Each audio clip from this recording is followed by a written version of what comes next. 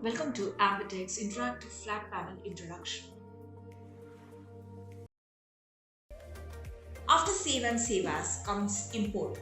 Click Import. You can import IMG, PDF, SVG, IWB and other files into Whiteboard software, and users can annotate and write the imported files. After import comes Export.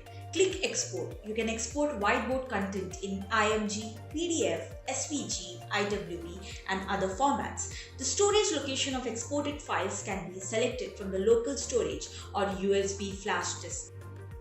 After import and export comes cloud storage. Click on cloud storage. You can store Whiteboard files on a cloud disk. After cloud storage comes theme. Click on theme. Enter the theme menu where you can switch between templates and backgrounds.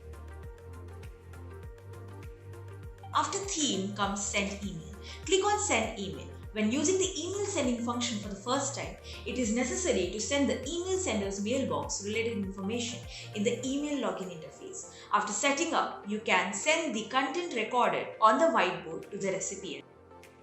After send email option comes settings option. Click on settings. Enter the settings menu to set the eraser mode, multi-finger writing and automatic brightness settings. You can also customize the tools in the toolbar below.